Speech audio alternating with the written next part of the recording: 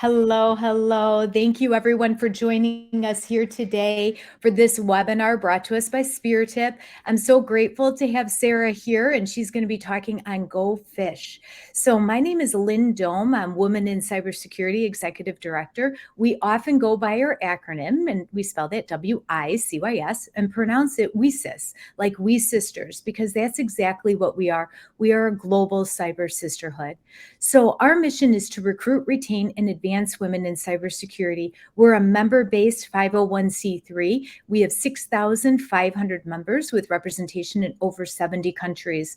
In addition to that, we have 55 professional affiliates, which are mini WiCyS organizations, and they're all throughout Africa, Australia, Canada, France, India, Pakistan, Norway, the UK, and throughout the United States. We also have specialty affiliates like WiCyS Artificial Intelligence, AI. Well, AI is artificial intelligence. See, that's what I do for going down the list too quick. But we have artificial intelligence, BISO, critical infrastructure, cloud security, data privacy, and cybersecurity law. We have LGBTQ plus pride, neurodiversity, military, colors of inclusion, Latinas in cybersecurity, and so many other areas of engagement. And on top of all of that, we have over 220 student chapters with Microsoft Philanthropies funding a global student chapter initiative. So our mission is to recruit, retain, and advance women in cybersecurity, and we have many different opportunities for engagement. I encourage everyone to please go to our website, WiCyS.org, that's WiCYS.org, and subscribe to our newsletter to learn more and keep up to date on all the opportunities, because we roll out so many so quickly and would never want you to miss a beat. So with that, it's a great pleasure for me to introduce Sarah from SpearTip. SpearTip is a fabulous strategic partner of the organization, and I'm going to pass the mic on over to Sarah to take it away from here. Thank you so much, Lynn. Thank you everyone for joining us today. I'll just pull up my slides here. All right. Well, thank you so much for joining us for our presentation, Go Fish, presented by SpearTip. I will be your presenter today. My name is Sarah Halphen. So to start off, I want to tell you a little bit about me and who I am. I started my professional career working as a legal assistant for a small law firm. I quickly became one person who fixed all things computer related and eventually transitioned into an office management role for them. When they were hit by ransomware, I assisted the external remediation firm in recovering their IT assets. And I found that I really found the work super fulfilling and had a true passion for cybersecurity. I love knowing that I could make the worst day of a business owner's life a little bit better and more secure. I decided to dedicate the rest of my professional career to pursuing this passion. Since I left my role at the law firm, I've held various roles in IT sales and IT operations management. Currently at SpearTip, I am a security engineer that specializes in the onboarding of new partners to our managed detection and response platform. So just to get us started, I want to know a little bit about my audience. So there is a poll, and I want to know how many people have been in professional IT for a year, for up to 5 years, or 10 years or more.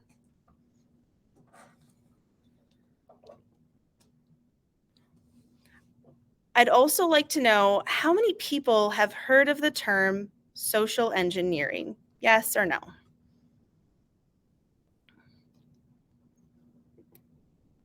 How about the term phishing? Probably be pretty familiar for anyone that's been in the field for a while. Or not. Last, I'd like to know how many people work for a company that mandates phishing training.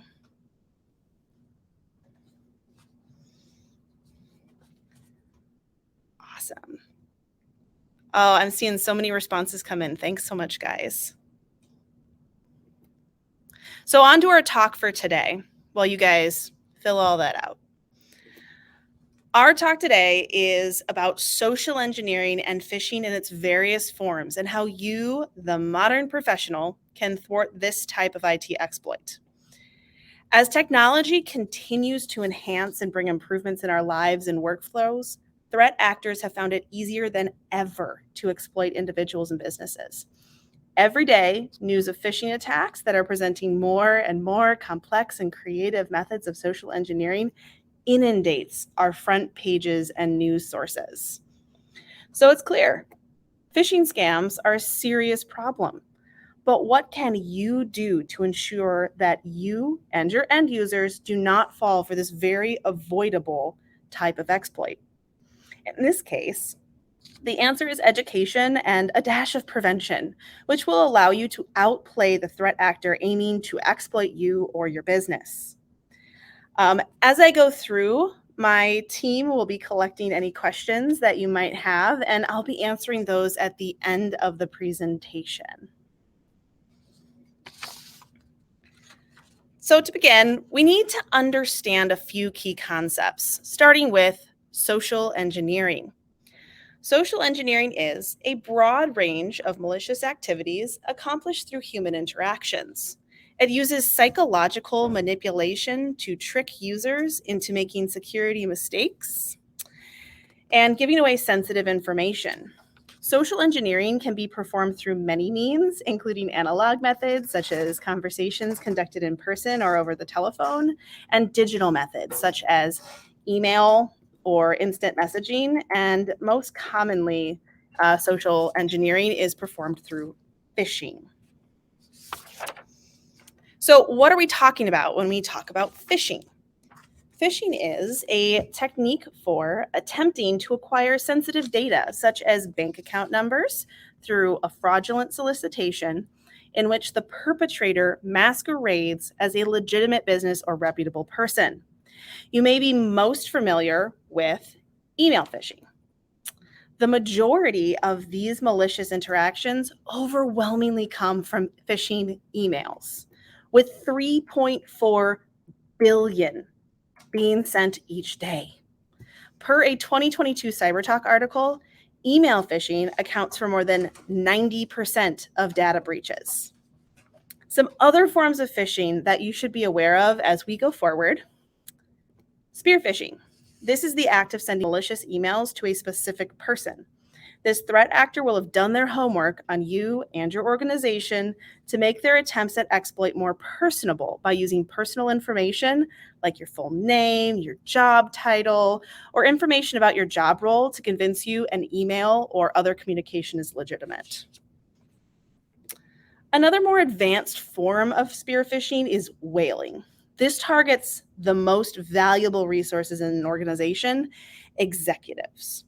While whaling attempts tend to be a lot more subtle and utilize spoofing or deception to appear as another person or source of information, typically as an internal sender's email, like your CEO or someone that would typically be strategically above you in the hierarchy of your organization. They do this in hopes of exploiting the receiver's willingness to perform for their superior and playing to fears of saying no to someone above them. Next is smishing or vishing. In this format, telephones replace emails as our mode of communication. Smishing is the act of sending text messages that read much like phishing emails. Vishing involves a telephone conversation. Both rely on the same methodology, though. The familiarity of the person contacting you via phone, which adds legitimacy, because usually if someone's calling you, you typically would recognize them as somebody that would know you at least a little bit. Last but certainly not least, and in my opinion, the biggest threat of the methods that I've listed is angler phishing, which utilizes social media or false URLs to trick an end user into divulging personal details by mimicking a legitimate vendor. Most often this occurs by the threat actor responding to a social media post or setting up a fraudulent site controlled by the threat actor that appears like a login page or form, and then having the user put their information in. This then gets put into their database to be used against the end user or sold to another threat actor. Now, throughout all the types of phishing that threat actors attempt, the common thread is the human factor of psychology. Psychology is used against the end user to elicit a response favorable to the threat actor. Threat actors know that we have great brains. Now, this block of text has so many typos in it, but I bet the majority of you can still read it. This is thanks to the phenomenon of typoglycemia, one form of the transposed letter effect, which shows how the human brain allows us to read the whole word rather than just one letter at a time when taking in information. Threat actors will utilize this to transpose letters and email addresses or contact names to trick an end user into believing that communication comes from a trusted source. Speaking of trust, it is a critical component of how threat actors aim to exploit individuals. Threat actors often accomplish this by doing their homework on you or the business. As they add more and more personal details to their communication that you would think a stranger would not know, it brings the guard down, and that's where preventable mistakes occur. The threat actor, who was looking for an opening to elicit a very human emotional response from their victim, has now found one. They make their request seem familiar, urgent, or confidential to lull this person into a false sense of security and bring them into isolation. The threat actor's menace truly becomes fearsome when they get their victim feeling like they are alone and afraid. This gives them the upper hand that they need to get exactly what they want: your valuable data and access to your systems. But why? Why would they do that? Once the threat actor has exploited this individual, they can install malware, compromise email accounts, or loot valuable business data. This makes them money. The end goal for threat actors is always money. They look for the easiest way to get it, and that's the end user. Now that they have the end user feeling isolated and unsteady in their own convictions, they can get whatever they want. So now that you have a baseline for the concepts involved in social engineering and phishing, we are on the right foot to answer the ultimate question.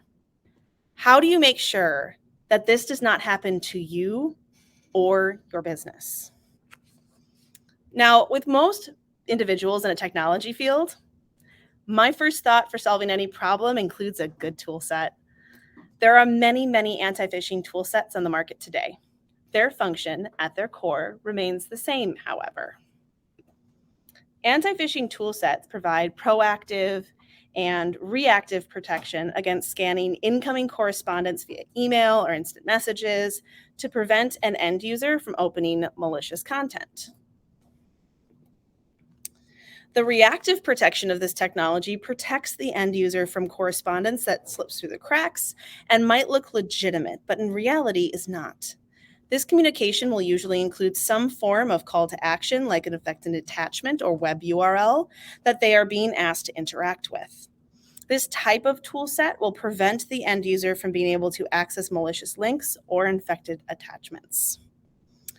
The proactive protection that this kind of tool set provides is the creation of specific allow lists and block lists, or lists of IPs or email addresses that are either expressly allowed or completely blocked from sending communications.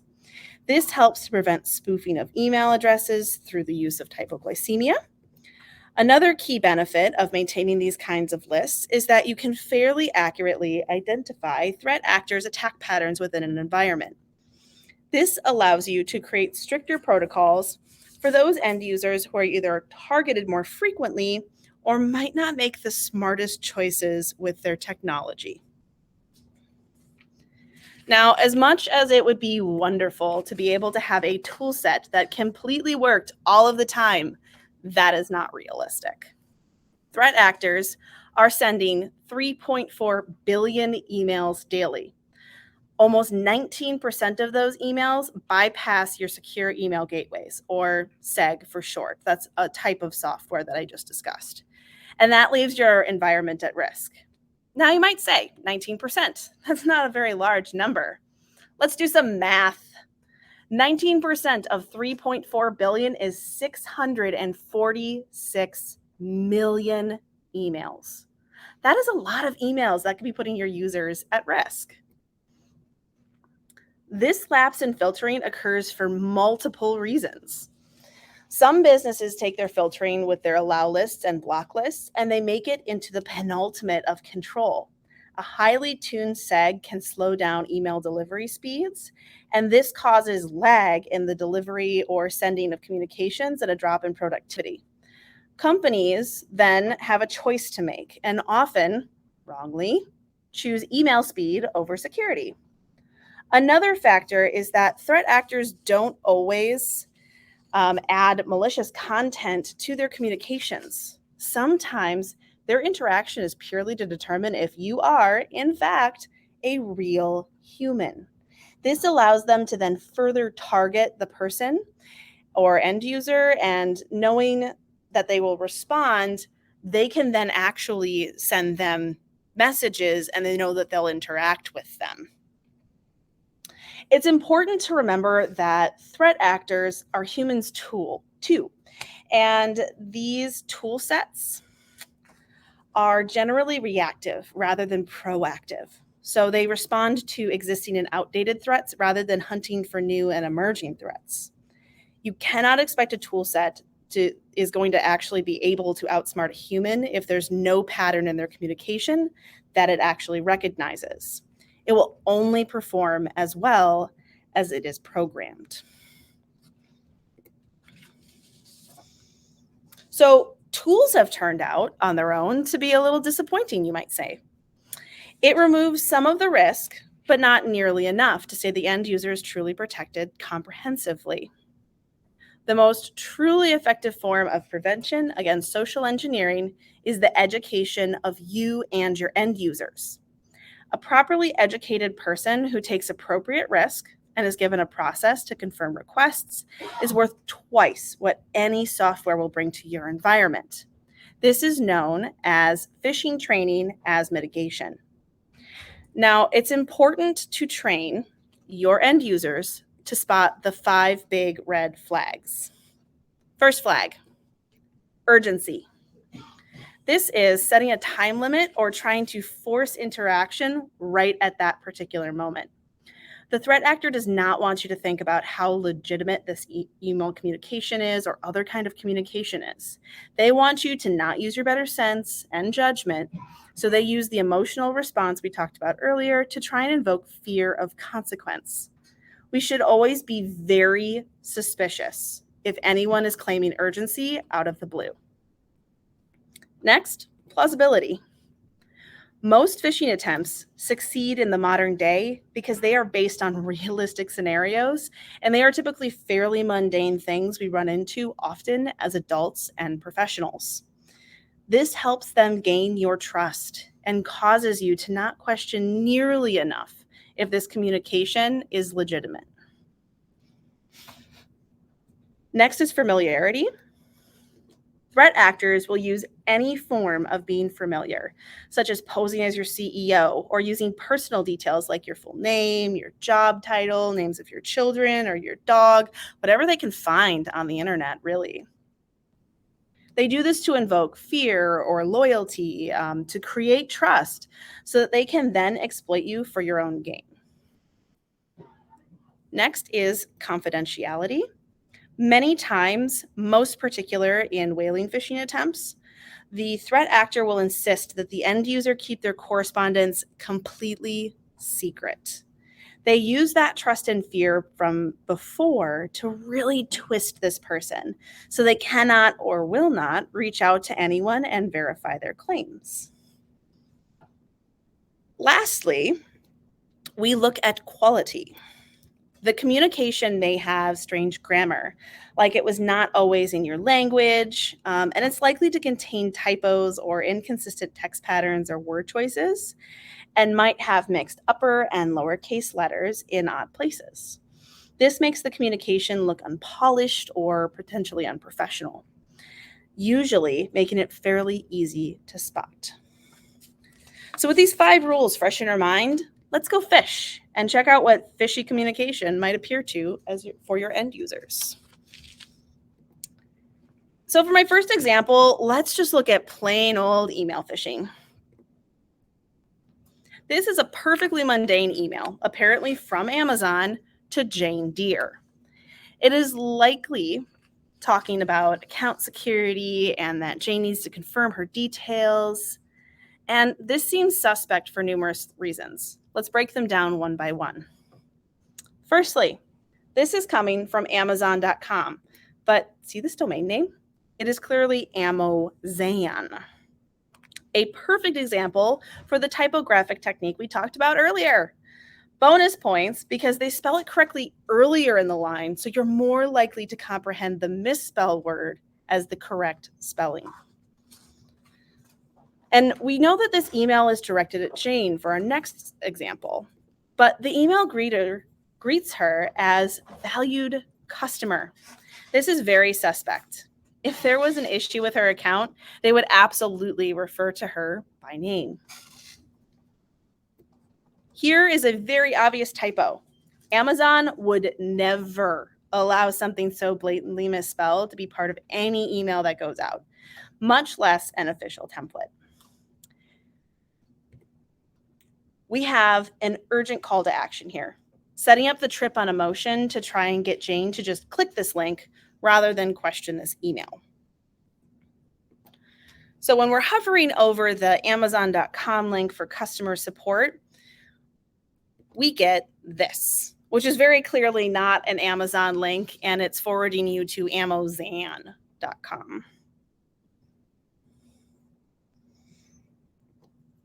Here we have another urgent call to action, and that is making it seem like a huge hassle of a deal. So it's pulling again on those emotions, trying to get Jane to act so that she doesn't have to deal with this big upset to her day-to-day routine.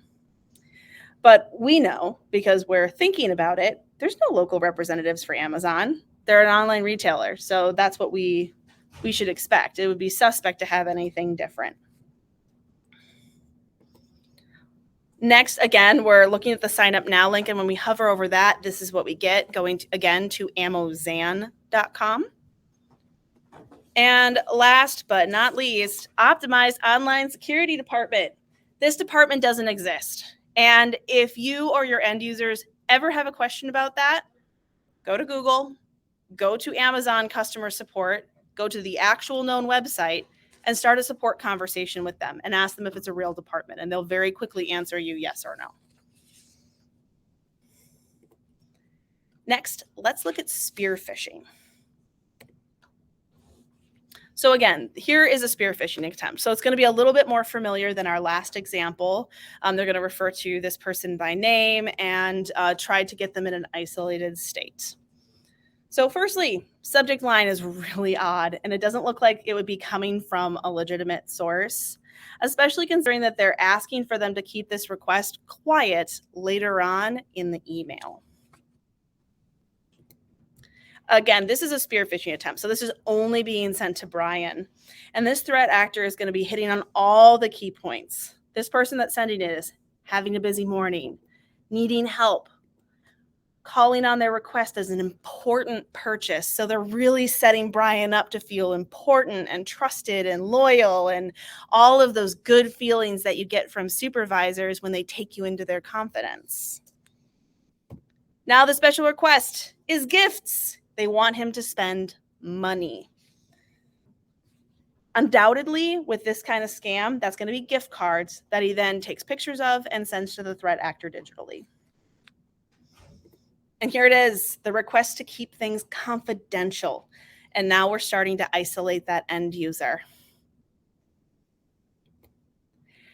This last one is more of a personal red flag for me, but a good best practice is to have email signatures applied for all of your devices that you send any kind of correspondence from, so that when your staff receives an email like this, it's a really clear indicator that this is not who they think this is. So for this email, the best course of action would be to call this person and ask if this is really a request they're making. You could also get it from your desk and walk over if you're actually in person, but making sure that you are double checking and not staying isolated. Because if this person was really asking this, it's still a secret between the two of you at that point, but you will have verified in person or another verified communication channel. Also, it's really a good practice to make sure that you have purchasing controls in place so that when your company does spend any money, it's going through multiple checks and balances. And if something like this was to occur, there will be multiple places that it could be caught as being kind of fishy and suspicious. So next is whaling. So again, whaling is a little bit more specific, and we're going after executives. So in this example, our vendor Acme is contacting us about invoices. So first thing we want to notice here, again, domain name, Acme has 2 E's in it, which it shouldn't. Next, Jane is talking about an invoice up here, but invoices down here. So the tone is changing throughout the email. You've got invoice in the subject line, invoices in the first paragraph, invoice down at the bottom. But she doesn't include the individual totals. She doesn't include PDFs attached to the email or anything to verify that this is actually a legitimate communication. They're also asking to be paid via ACH or wire. Now, this in of itself is not something that would be super suspicious to me, but it's a really good practice for anyone that is allowed to spend money, especially that works with vendors.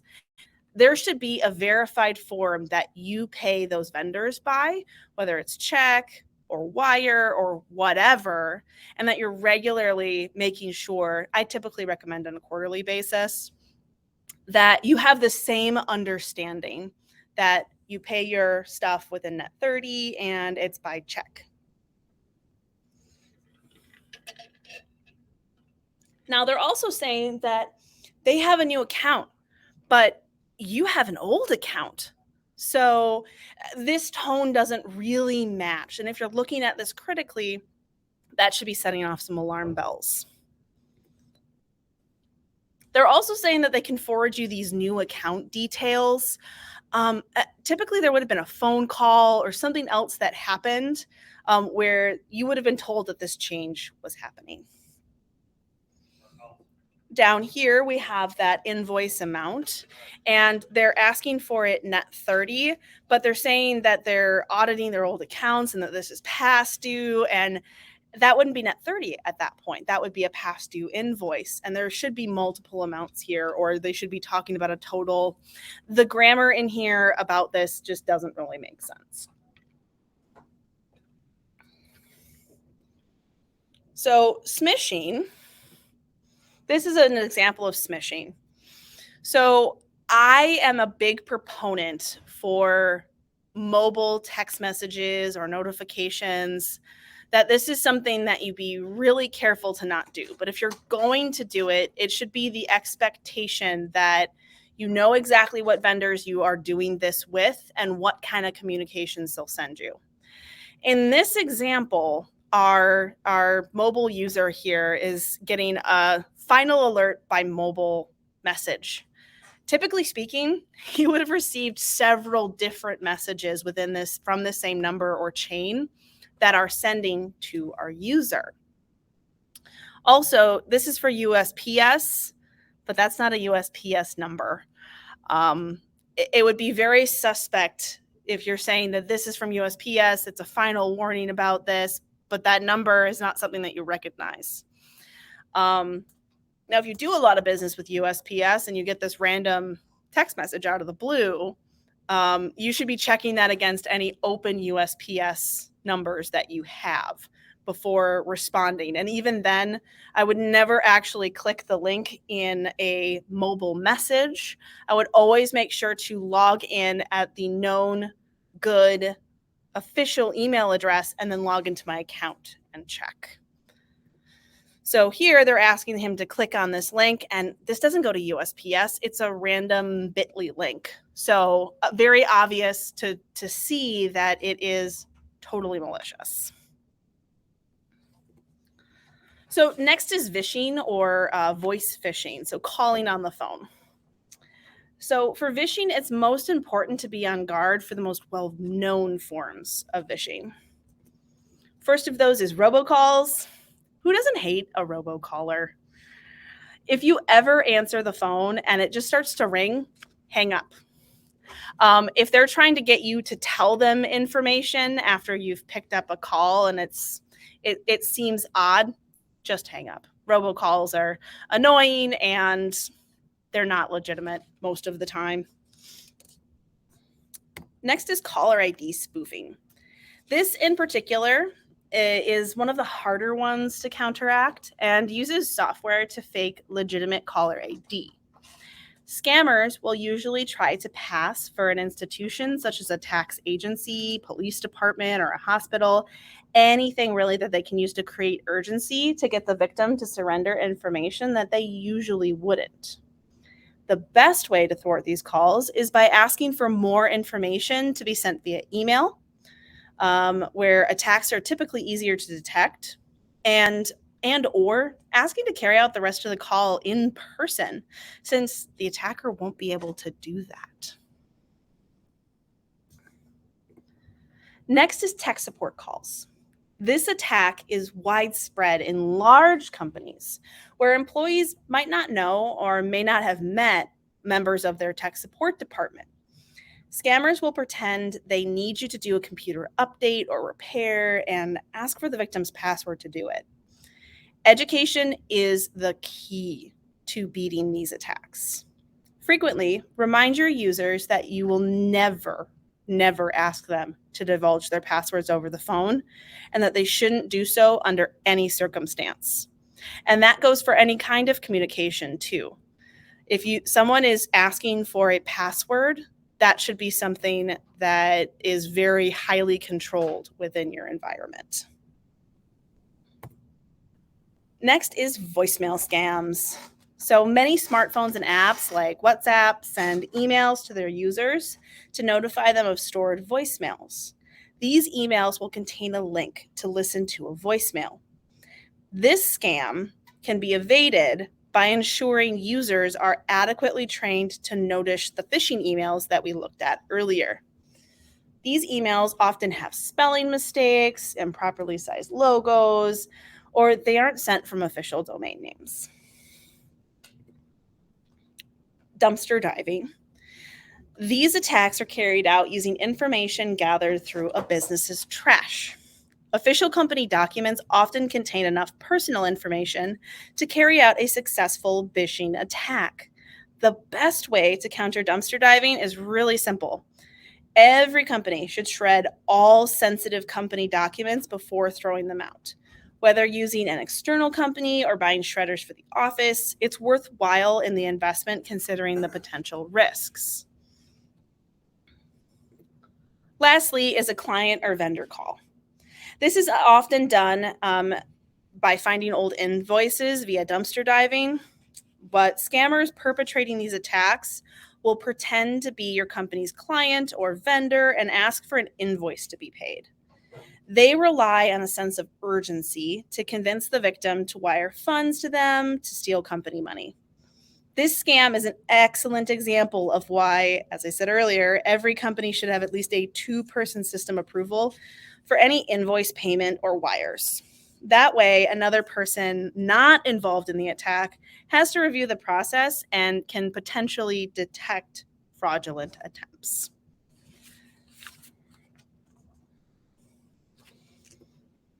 So this is our first example of angler phishing. So as I said, there's two methods typically, one where they're trying to go through an email and one where they're setting up on social media. So this is a social media example. This person is giving it to Verizon because they're not getting service, and Verizon is apparently answering them. First thing to notice, Verizon 0 on. We want to always make sure that we're looking at the @ and if you go to Verizon's website, you will be able to see their official Twitter handle. Next, they're asking for this person's information. They already have all of that. If anyone ever asks you on Twitter to DM your name, phone, email, that is not legitimate and you should not send it. That vendor already has that information. Next, we're going to look at an email with an angler phishing lookalike website. These are my favorite when I find them. We break them down here on the sock, and it's wonderful. So here's this lovely email that's being sent from Amazon. Now we're going to look and see that this is being sent from the Amazon head office, but it's coming from contact@usps.com. That is not how any of this works. Now, if you were to go into your email client and look at the envelope sender for this address, you would find that it was being forwarded to a different address, or that it's showing that that is an alias that this is sending as. Next thing that you should look at is that we're spelling it canceled with 2 L's up here, but down in our body, it's being spelled with 1 L. So that, again, that inconsistency with the tone or spelling, that then breaks down as not being legitimate. Next, again, our fraudulent activity detected. That's our urgent call to action. Something's got to be done. We're invoking that fear emotional response. Our call to action here, like we're going to activate your account. You got to click a link here. And when you hover over that link, or you click that link, it's going to take you here. So looking at this page critically, I bet that most of you can find a couple of things that look a little bit fishy. So up here, there's no Amazon logo, and it's in a funny format. This is definitely not the Amazon website customer service link. The difference in case here is a little bit off-putting, but wouldn't be enough by itself for me to be convinced that this isn't legitimate. However, this, absolutely. The lowercase letters where they've got all uppercase letters otherwise, very, very suspicious. Postal code or zip code, Amazon will always pick one or the other, depending on your location on this planet. So they won't give you both. Social security number. Amazon will never ask you for your social security number, ever. The submit information button has multiple different formats of text, lowercase, uppercase. And then our links down here at the bottom, they're fillers. So won't update your credit card, update it here. They're not really there for you to click them. I mean, you could click them and they'd give them take them to another page like this, but they're meant to fill the page to make it look more legitimate. So even with all the tools and best education, incidents occur where a user goes against training or protocol. Many companies add protection of a SOC as a service to help cover their gaps. I'll use SpearTip as an example. There's lots of SOC as a service companies that do what we do, but this is how we do it. So overwhelmingly, most of our customers come to us as an incident response. They've already been hacked or something bad has happened in their environment and they need us to remediate. So we can do that for them. But ideally, you want to be proactive and plan ahead and add a SOC as a service to your protections before an issue occurs. Now, our secret sauce is that, well, you might come to us as an incident response where you didn't take these protections before. We bring you back up to a functioning level, and then we put you on our ShadowSpear platform. This is our proprietary tool set that will bundle all of the services that we provide together. Looking at emails, looking at your antivirus, EDR, we provide all of it to you, and then we monitor that for you 24/7, 365. We also provide advisory services to our customers. So we can get them pen testing, or we can come in and consult on their environments to make sure that they are as secure as possible and that they're making good security choices. With this trifecta, our 24/7, 365 Security Operations Center that's always staffed by real humans, we utilize all of the types of phishing mitigation together. So tools and the human element to really make a comprehensive tool set. Like I said, SpearTip is just one of the companies that does this, but that's us. So that's the end of my established content. I'm going to open up the floor to questions. And as those are coming in, a couple things that I usually get asked by groups like this. Let's see. So cybersecurity. Why choose cybersecurity? I find that cybersecurity is fast-paced and it never is the same thing every single day. You don't get siloed. You don't have the same questions asked to you all the time. There's something new and exciting, and it relies on the same base data. You have to have an understanding of IT environments, but you get much more variety. Now, if you're much more process oriented, you can go into cybersecurity in more of a corporate environment, but I prefer this kind of environment, which is multiple different customers that we're helping at the same time. So I see a couple questions coming in here.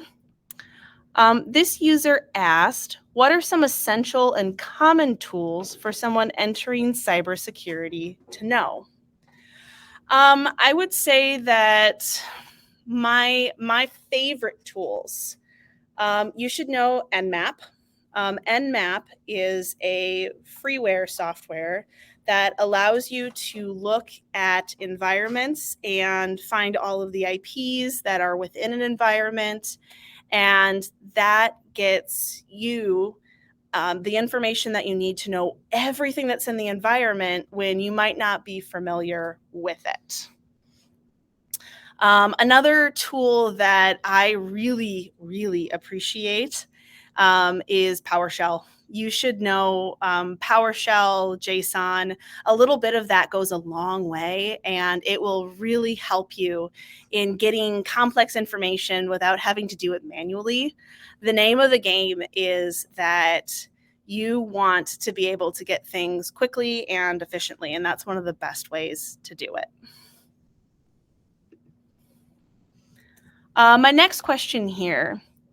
How would you say is the possibility for developing oneself regarding roles in cybersec? I would say the possibility of developing oneself is really good.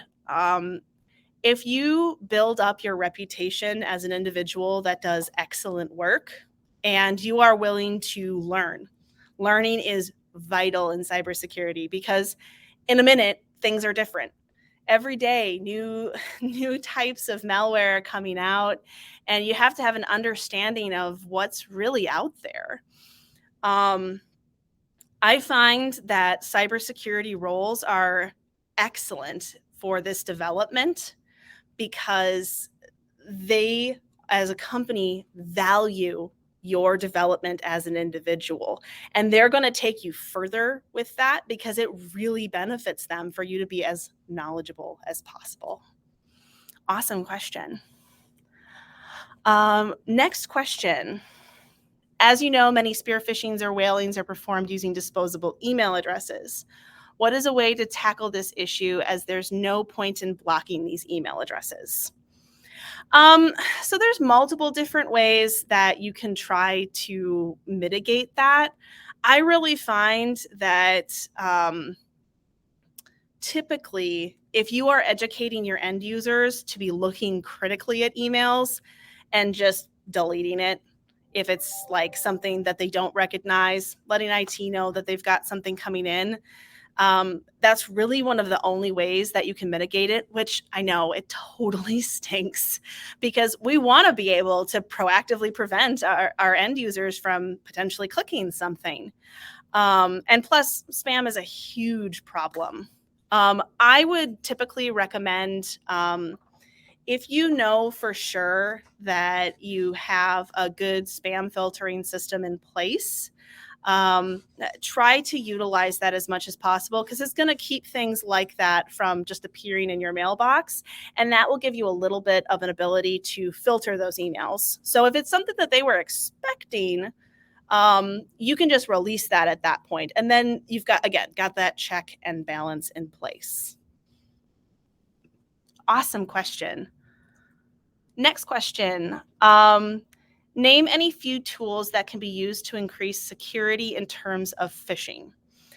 So I like phishing mitigation training for users. I've used a couple, so like Bullfish or that moment where you forget a word and it's right on the tip of your tongue. But essentially, it's technology. There's lots of them out there. Bullfish is what we use here in the SOC. But these will send emails to your end users that look like the phishing emails that I showed you. And it's going to take a collection of what users reported those effectively to IT and what users did not follow protocol and they clicked the link, or they went to a place, or they entered information. And that gives you a list of people that you then say, well, Mr. John Smith, you did not follow company protocol. Let's retrain you and make sure that you really understand this. And if John Smith then continues over the course of whatever your company policy is, typically I do it quarterly, and if they fail 3 in a row, then they're put on a PIP. You can start to really make sure that your users are actually following your protocols, and they'll pick it up really quick. If they find out that, hey, these people failed this and they got in trouble, they will really try to make sure that they're not doing that as well, and that they're following those protocols. They fall in line pretty quick. All right. Waiting for any other questions that might be out there in the audience. I want to take this opportunity to let any of the women out there that are looking for a new role know that SpearTip is hiring. We are looking for an incident response analyst. This is a really fast-paced role. It's an entry-level role, and we teach our analysts quite a bit. You do need to have an understanding of basic IT concepts to be really successful in it. But if you like fast-paced, you like things that where you can really make a difference for any kind of company that is suffering from malware or ransomware attacks, anything like that, it's an excellent role to be in there. So if you're interested in that, please go to our website, speartip.com, and go to careers and put in your request with us, or your application. I've got another question here. Do you recommend any specific certificate for cybersecurity?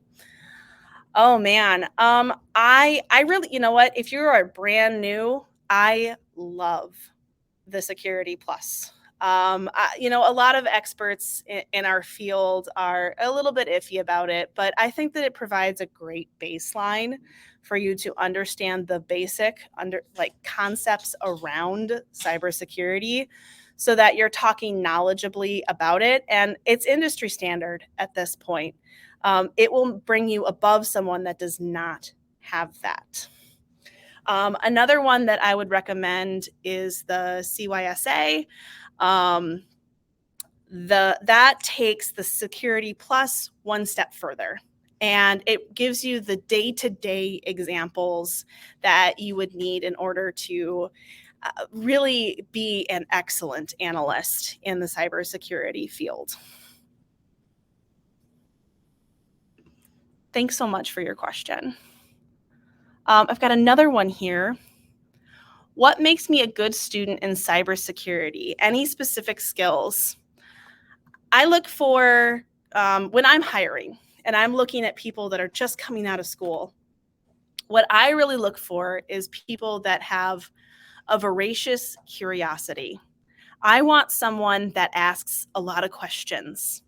I want someone that wants to get more knowledge And I look for a fascination with it. So if something comes up, especially here, all of our analysts, when they find malware in the course of us doing our job, they go, "Oh, that's cool," and they really enjoy it. I think that as far as like specific skills go, you should have really excellent writing skills. You should be able to talk to anybody.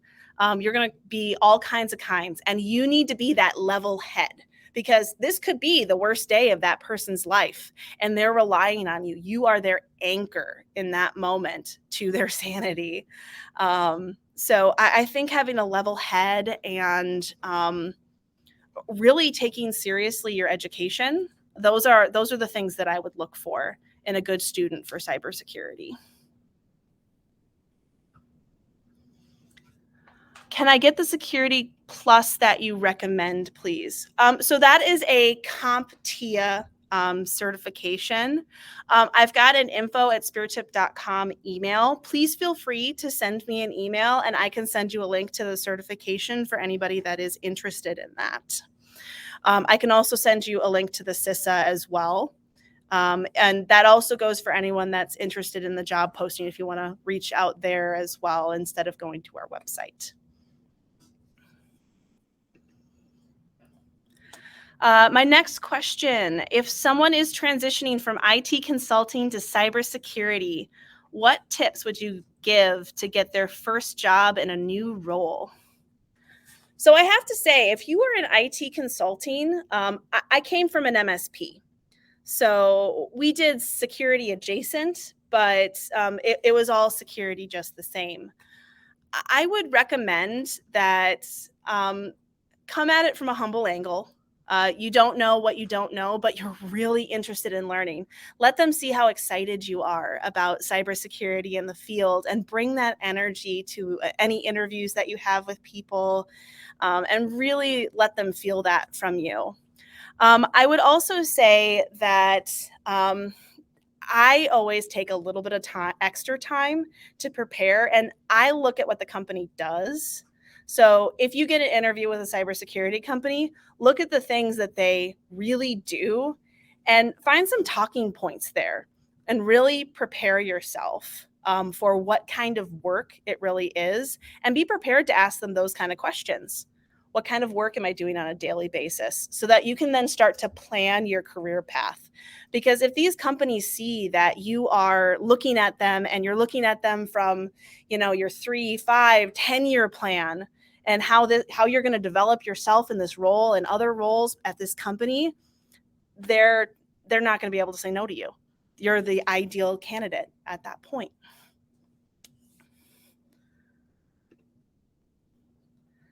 All right, I'll give it just a couple more minutes for any additional questions to come in. I'm open to any questions that you have, so please feel free to let me know if there's something that you'd like to know. I've got another one here. This might be off topic, but are there any internship opportunities at SpearTip?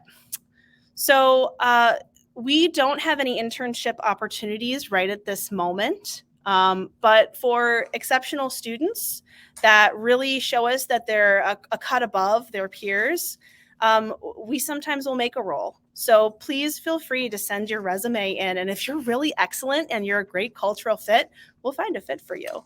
That's one of the best things that I like about SpearTip is that while they look at the capability of a person when they're hiring them, more than that, they look at who that person is and how they're going to fit in with the group that we have here. And I think that it really lets us have the best people to work with. My next question here. Do we reach out to you at a specific email ID or the info mentioned here?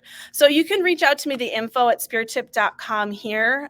Anything that's a technical question, they'll forward on to me and I can answer it for you. If there's anything that's more general, you want to know about employment, or if you want to know more about SpearTip or what we do, that can be answered by the appropriate person. My next question, as a third-year cybersecurity student, how can I get an internship in summer? So I would recommend, as far as internships go, that you start looking now, because this is when they're starting to look for their summer interns. So it's really important that you start doing your research. Look for the location first that you want to find an internship in. And then once you've determined the location, look in a range around there for any cybersecurity companies.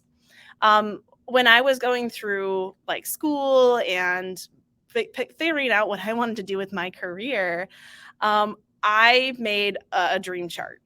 My dream companies that I would love to work for. And then I looked at what kind of opportunities they had, and I did all the research that I could possibly do about their company so that when I went into the interview, I could seem like I was already a part of the organization and I was familiar with them. And it really made it much easier for me to get more opportunities rather than less, because people are looking for that form of familiarity in employees at any level. Next question. A question off topic, but do you know what is bioinformatics and how it is related to tech? I have to say that off the top of my head, that term is not terribly familiar to me.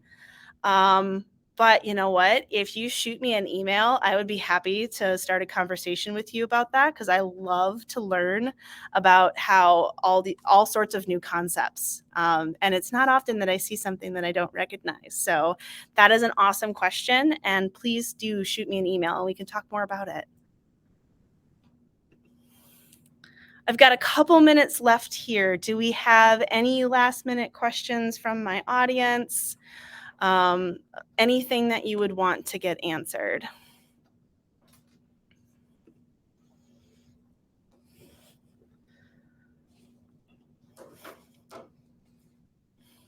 All right, it looks like the questions are slowing down. So I really want to thank each and every one of you for being here today. For whatever your reason, maybe you wanted to know more about phishing. Maybe you wanted to see if there's anything new that you could learn about the topic, because it's a really big deal. Whatever your reason, I'm so glad that you were here and that you wanted to talk with me today. And